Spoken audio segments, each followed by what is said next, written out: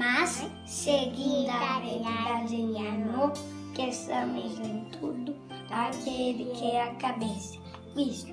Efésios 4:15. Amém. Disse-lhes: Disse Jesus: eu sou o caminho, a verdade e a vida. Ninguém Vem ao Pai senão por mim. João 14:6. Muito bem.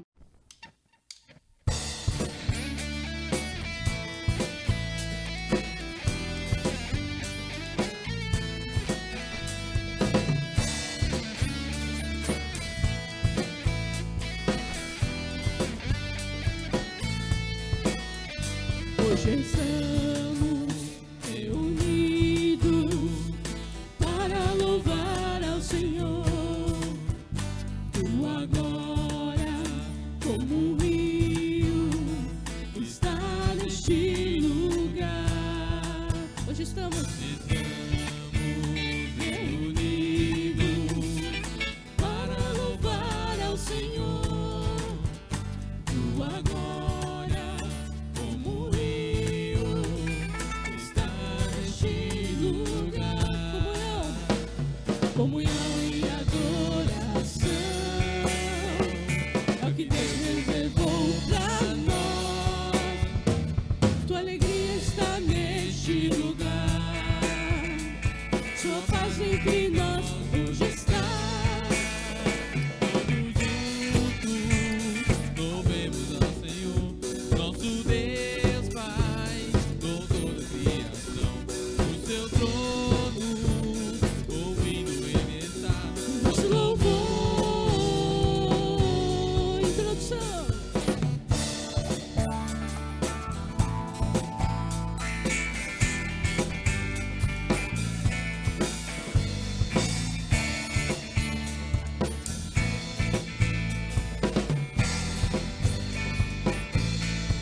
Tua igreja bem unida, nenhum mal poderá destruí-la. Ela é forte, poderosa, sobre a terra prevalecerá.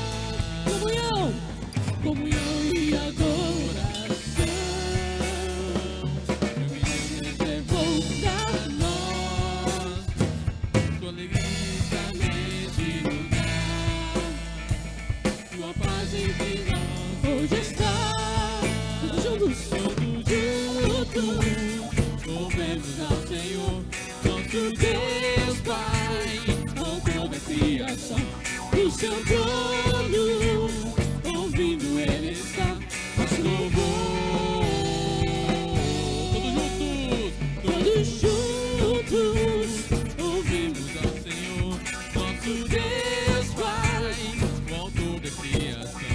No seu trono, ouvindo Ele está. Nosso louvor, nosso louvor.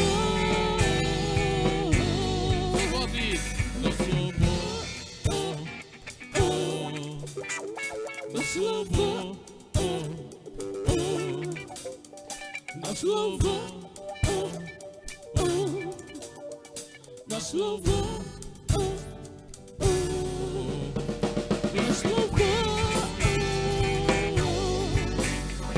nosso louvor, nosso louvor, nosso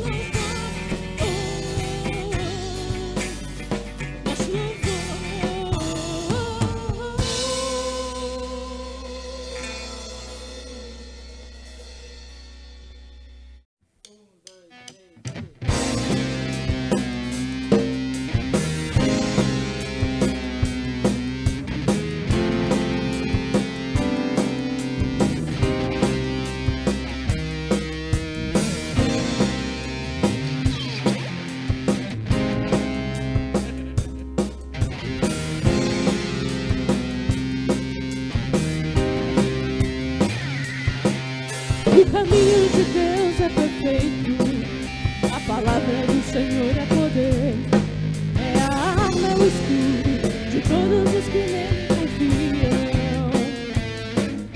Deus é minha fortaleza e a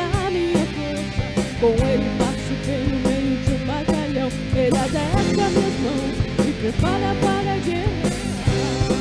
O caminho de Deus é perfeito, o caminho de Deus é perfeito. A palavra do Senhor é poder, é a arma no escudo de todos os que nele confiam. Deus é minha fortaleza e a minha força, com ele passo pelo meio de um batalhão. Ele adestra minhas mãos e prepara para guerrear. Porque quem é Deus? Porque quem é Deus? Senão o Senhor. E quem é rochedo? Senão nosso Deus. Aleluia. Aleluia. Aleluia.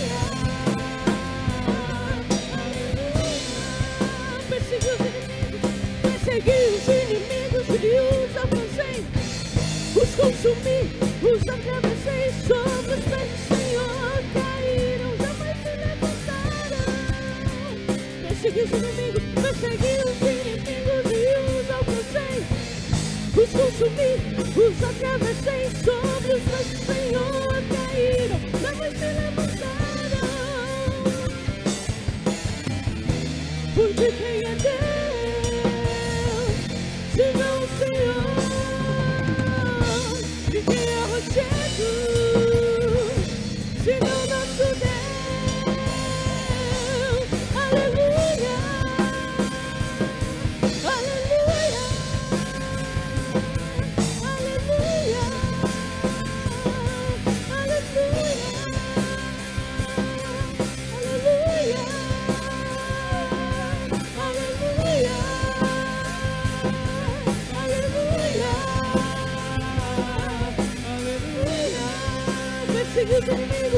Persegui os inimigos e os alcancei.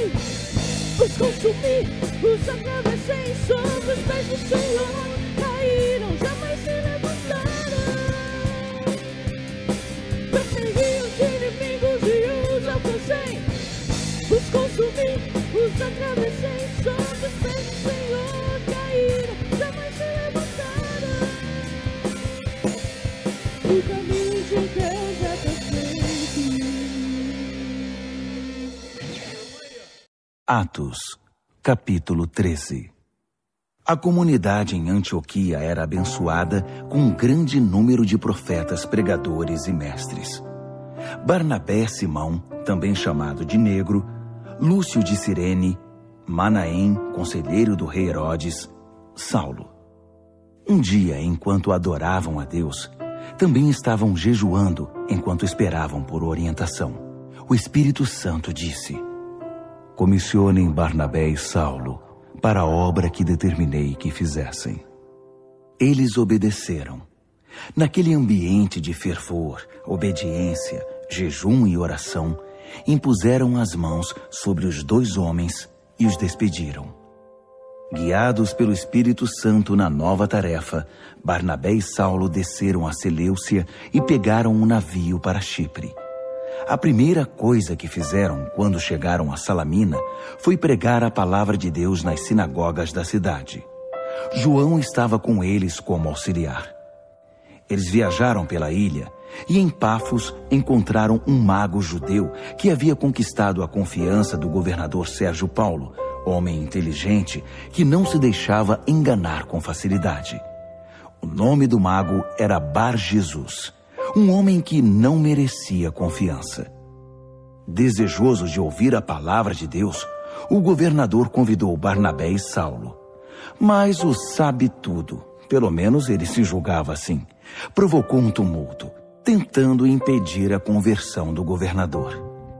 Então Saulo, ou Paulo, cheio do Espírito Santo, olhando-o bem nos olhos, disse: você é um falso, um verdadeiro diabo. Você passa as noites inventando esquemas para enganar o povo. Mas agora que você desafiou Deus, o jogo acabou. Você vai ficar cego. Não vai ver a luz do sol por um bom tempo. Na mesma hora, ele perdeu a visão. Começou a tropeçar nas coisas e pediu que alguém o guiasse pela mão. Diante de tudo isso, o governador tornou-se cristão, muito impressionado com tudo que era dito a respeito do Senhor. De Pafos, Paulo e seus companheiros navegaram até Perge, na Panfilha. Ali, João desistiu da viagem e voltou para Jerusalém. De Perge, o restante do grupo viajou até Antioquia, na Pisídia. No sábado, foram à sinagoga.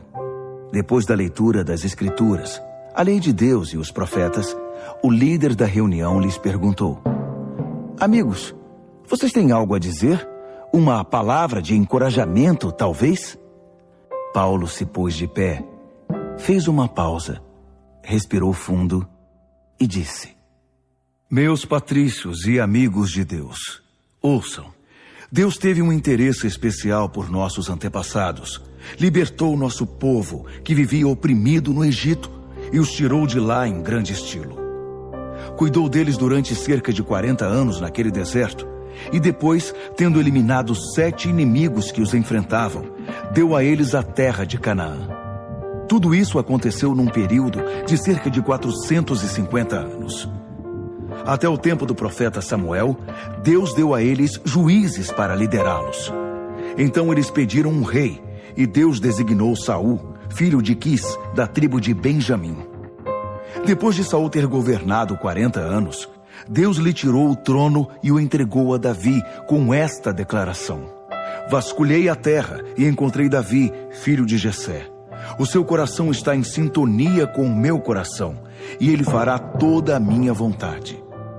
Dos descendentes de Davi, Deus fez surgir um Salvador para Israel, Jesus.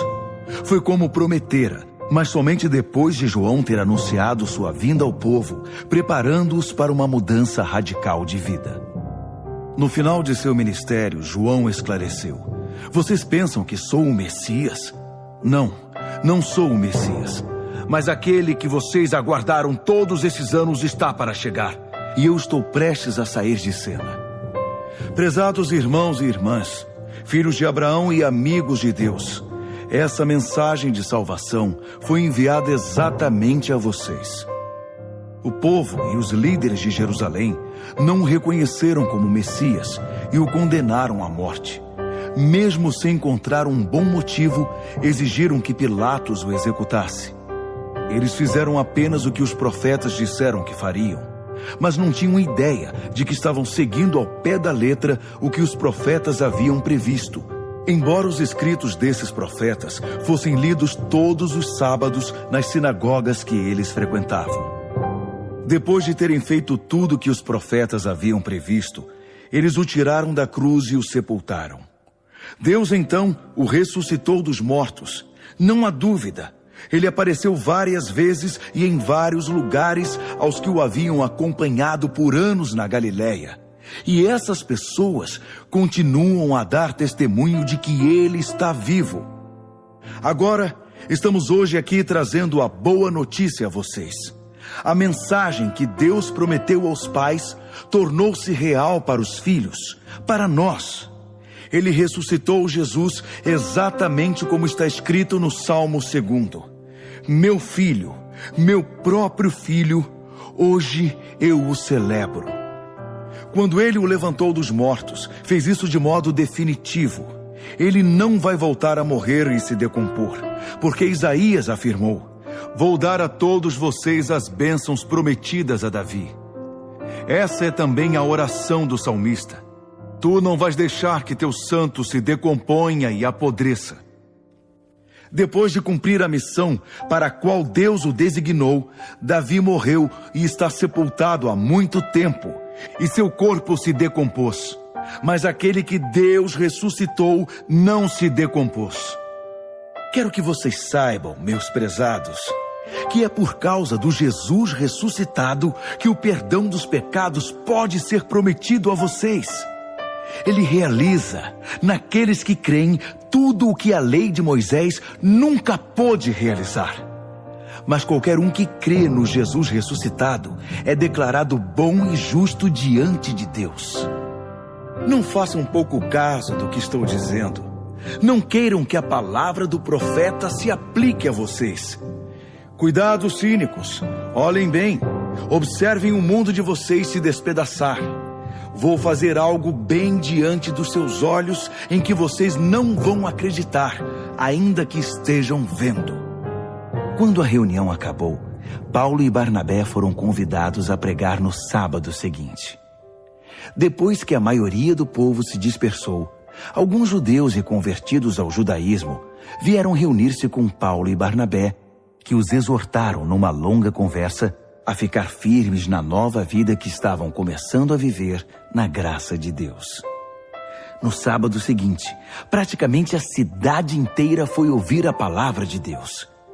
Vendo a multidão, alguns judeus roeram-se de inveja e começaram a fazer oposição a Paulo, contradizendo tudo o que ele dizia. Um espetáculo deprimente.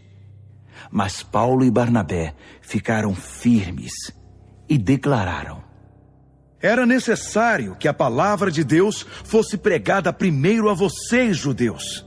Mas como vocês não querem nada com ela, deixando claro que não abrem o coração para a vida eterna, a porta está aberta aos de fora. Vamos prosseguir neste caminho, obedecendo às ordens de Deus, que disse: eu o estabeleci como luz às nações. Você proclamará salvação aos 4 ventos e pelos 7 mares. Quando os de fora, isto é, os que não são judeus, ouviram isso, mal se seguravam de tanta alegria. E todos os que estavam destinados à vida plena depositaram a confiança em Deus. Eles honraram a palavra de Deus, recebendo essa vida. E a mensagem se espalhou como fogo incontrolável por toda a região. Alguns judeus convenceram as mulheres mais respeitadas e os homens de alta posição na cidade de que o agradável estilo de vida deles estava ameaçado. Alarmados, forçaram Paulo e Barnabé a sair da cidade. Os 2 discípulos deram de ombros e foram para a cidade seguinte, Icônio. Estavam felizes, transbordantes de alegria e do Espírito Santo. Aleluia, meus irmãos, boa noite a todos. Imagino que todos tenham acabado de ouvir a passagem bíblica de hoje, na versão mensagem, né? O texto de Atos, no capítulo 13. E o texto de hoje é um texto interessante, traz alguns apontamentos, algumas lições que nós podemos, então, abstrair, mesmo nesse nosso período de pandemia.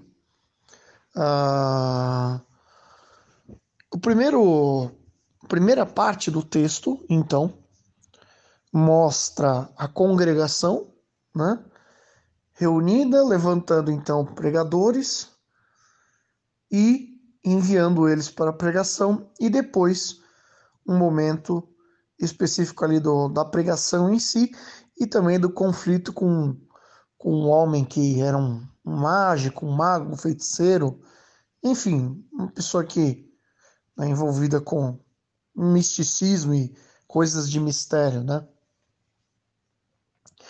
Na segunda parte, nós vamos ter a visitação de Barnabé e Paulo à sinagoga dos judeus e um sermão por parte de Paulo. E a terceira parte nós vamos ter, então, os resultados dessa pregação, onde a palavra é compartilhada, muitos buscam a Deus, né? E no trechinho final, então, há um conflito com os judeus e as pessoas de alta posição social da cidade. Essas são as quatro partes, por assim dizer, do texto de hoje. Nós gostaríamos de extrair, então, é claro, não da parte final, né, o trechinho final, que é o conflito com as pessoas de alta posição e os judeus, mas nós vamos extrair para hoje 3 apontamentos simples e que não carecem de tanta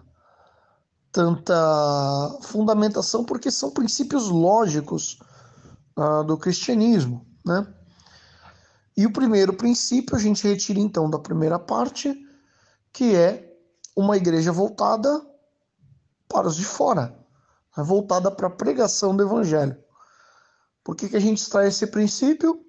Porque é nesse primeiro trecho do texto de Atos, nós vemos então a igreja levantando pessoas para enviar a missão.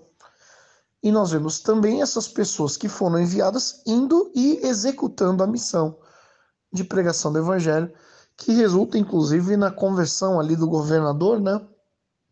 De um líder administrativo na cidade. Então, o primeiro princípio que a gente pode extrair é a igreja voltada para a pregação do evangelho, para a expansão do reino, para o lado de fora e não para o lado de dentro. E aí talvez você se pergunte, tenente, isso que você está trazendo, ok, é um princípio básico, ok, é uma coisa que todos nós já sabemos, mas não tem como ser aplicado nos dias de hoje, porque o que nós estamos vivendo é o tempo de Covid-19, essa pandemia, estamos em quarentena, não estamos saindo para trabalhar, então você está apontando, não tem lógica. Não tem uma forma usual da igreja se voltar para os de fora. E eu vou pedir permissão, meus irmãos, para discordar desse pensamento. Por quê? Porque agora que nós não estamos nos reunindo aqui em congregação presencialmente, talvez seja o melhor momento para sermos igreja do lado de fora. Para sermos a luz de Cristo dentro das nossas casas, para sermos a luz de Cristo para as pessoas com quem trabalhamos, mesmo que à distância, mesmo por videoconferência, para sermos a luz de Cristo. E aí eu vou fazer uma referência ao estudo que trouxemos, ou melhor, a reflexão que trouxemos na terça-feira na reunião de oração. No nosso trabalho, no nosso trabalhar, para sermos pessoas que levam o evangelho, pregam o reino por meio do nosso trabalho. E aqueles que participaram da reunião de terça-feira vão se lembrar.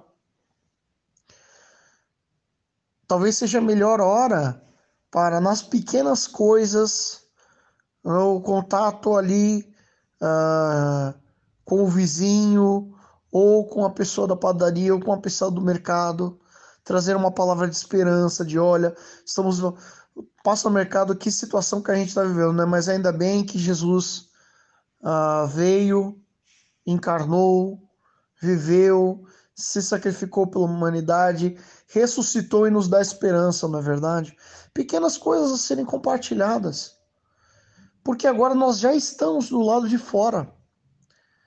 Quando nós estamos propriamente dentro da congregação, a gente pensa em sair, mas agora nós já estamos do lado de fora.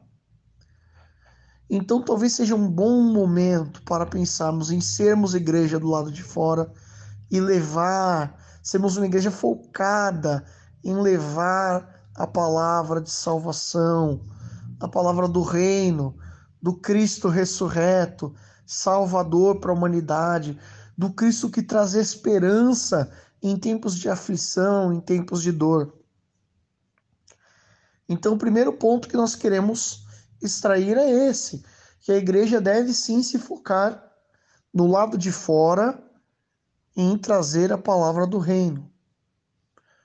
A segunda parte ali fala, então, traz o discurso, ou melhor, traz uma prévia, né? O Paulo e Barnabé indo até a sinagoga, sendo convidados a trazer uma palavra, então Paulo prega. E é muito interessante que no texto, talvez o dirigente ali do culto, né? Ele pede uma palavra de encorajamento. Então, Paulo traz a palavra baseada em Cristo, né? Toda uma construção histórica e teológica, é bem verdade, mas para, então, apontar para o Cristo. E o que a gente pode, então, abstrair dessa questão? Que apontamento, que lição, que princípio nós podemos retirar? O princípio de que, mesmo focados em ganhar almas para Cristo e no lado de fora da igreja, nós devemos sim manter o encorajamento e os princípios da fé cristã do lado de dentro. Porque uma vez que nós ganharmos as pessoas do lado de fora e trouxermos para o lado de dentro, elas precisarão ser continuamente encorajadas, incentivadas, ensinadas para que mantenham a fé. Então, também é um princípio básico, meus irmãos, manter o encorajamento, manter a palavra da sã doutrina, manter o foco no Cristo Salvador. Isso são coisas simples, mas que precisam ser mantidas. E novamente eu digo, não é porque estamos vivendo um período de pandemia que devemos perder este princípio, assim como o anterior. Esse é um princípio chave. Porque, da mesma forma que nós tentamos trazer os de fora para dentro, nós precisamos manter os de dentro bem alimentados. Isso, inclusive, meus irmãos, faz parte do que é missão do Exército de Salvação, que é pregar o Evangelho e edificar os santos. São dois dos pilares da nossa missão. Nós somos sim parte da igreja no caso, né, como um todo, né, congregação de todos os cristãos. Então sim, nós fazemos parte da igreja e nossa missão é sim pregar o Evangelho, é levar pessoas a Cristo, mas também edificar, sustentar, ensinar, encorajar aqueles que já estão dentro. Então, por isso, a referência ao sermão de Paulo nesse trecho, né? E o trecho final, nós percebemos então que após as palavras de Paulo, a mensagem do Evangelho ela é espalhada pela cidade e muitas pessoas buscam. Então há um compartilhar da palavra. E aqui, meus irmãos, eu gostaria de mencionar o bom uso das redes que nós podemos fazer das redes sociais nos dias de hoje. Hoje em dia nós temos Facebook, Instagram, Twitter, YouTube, tem até outras, SnapTube, enfim, Snapchat, sei lá como chama, WhatsApp, enfim, há uma série infindável de redes sociais, né? E é um bom momento, nós estamos agora vendo um bom momento para compartilhar a palavra de salvação. Por que eu digo isso?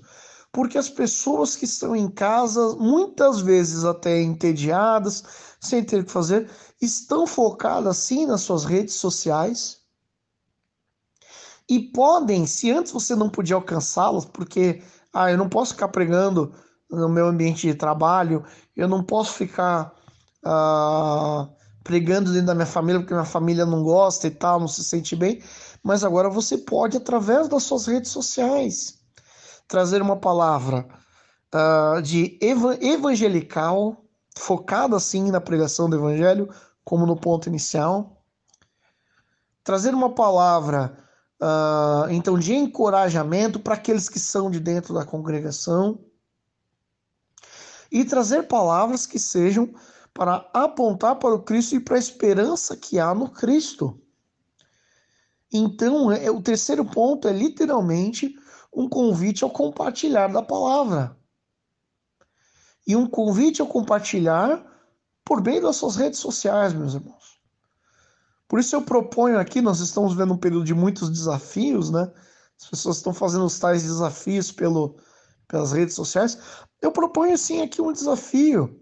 o desafio de que pelo menos uma vez por dia você compartilhe a palavra de Deus, compartilhe do Evangelho por meio das suas redes sociais, compartilhe ali um texto bíblico, ou uma mensagem, ou um culto, ou uma música, ou uma devocional, ou uma oração, mas compartilhe o Evangelho através das suas redes sociais. Talvez esse seja o melhor momento para aprendermos a usar nossas redes sociais para pregar a palavra do Senhor para aqueles que ainda não a receberam. No finalzinho do texto nós percebemos então a perseguição, que não é o caso do que a gente vai focar agora, mas só como um breve apontamento aqui, é possível sim que, se você aceitar esse desafio de postar nas suas redes sociais, você receba perseguição, viu, meu irmão? Se você sofrer perseguição, faça como o Paulo, deixa para lá.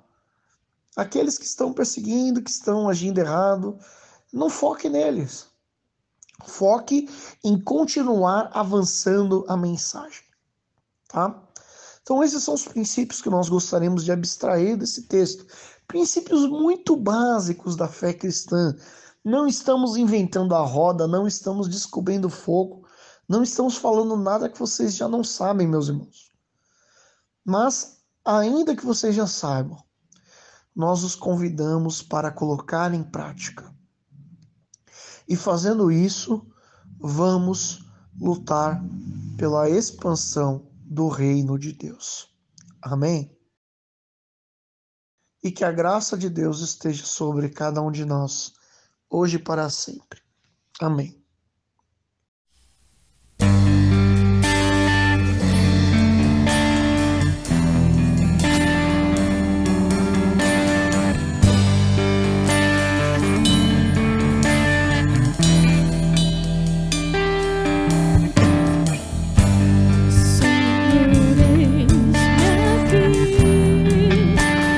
Vem transformar.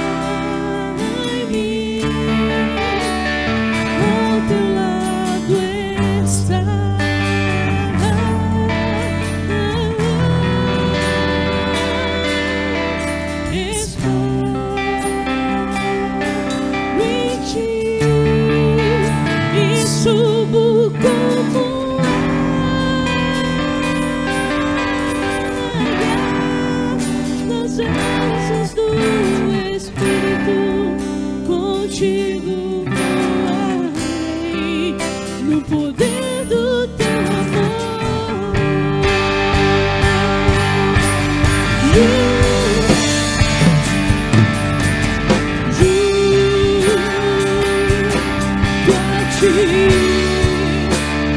Teu amor vem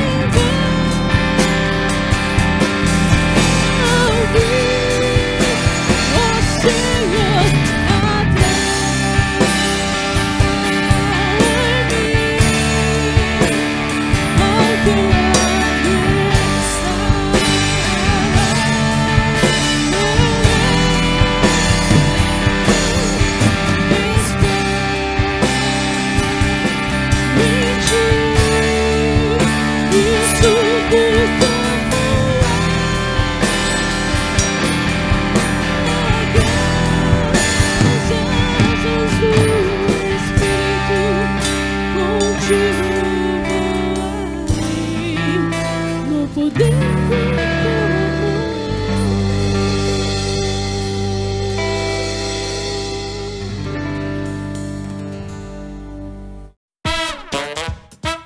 Anúncios da semana.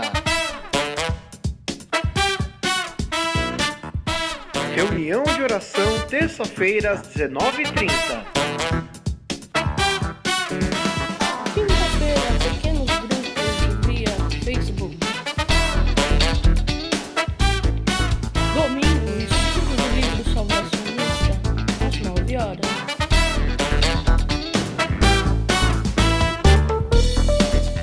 Reunião de salvação, domingo às 18 horas.